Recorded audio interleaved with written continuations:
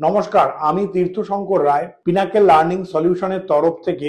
এর আগের ভিডিওতে আমি বলেছিলাম ফিজিক্যাল ব্যারিয়ার বা হিউম্যানের যে ব্যারিয়ারের সৃষ্টি হয়। আজকে বলবো মেকানিক্যাল ব্যারিয়ার। মেকানিক্যাল বলতে শুধুমাত্র যান্ত্রিক ত্রুটির জন্য যে সমস্ত সমস্যা হতে পারে, যেখানে আমরা কমিউনিকেশন আমাদের ঠিক পৌঁছায় না, আমরা যেটা পাঠাতে চাইছি সেটা সঠিক লোকের কাছে সঠিক সময় পৌঁছায় না, সেটাকে বলা হয় হচ্ছে মেকানিক্যাল ব্যারিয়ার।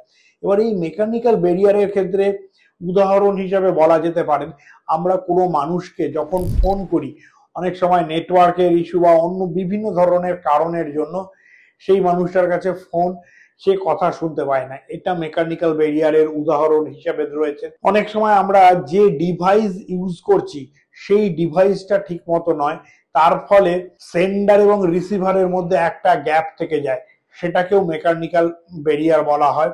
অনেক সময় দেখা যায় বিভিন্ন ধরনের যান্ত্রিক ত্রুটির জন্য আমরা ঠিকঠাক ভাবে কথা বলতে পারি না, সেটাও কিন্তু মেকানিক্যাল ব্যারিয়ারের মধ্যে পড়ে। মূলত যন্ত্র কেন্দ্রিক যে সমস্যাগুলো আমরা ফেস করে থাকি আমাদের কমিউনিকেশনের ক্ষেত্রে, সেগুলোকে বলা হয় হচ্ছে মেকানিক্যাল ব্যারিয়ার।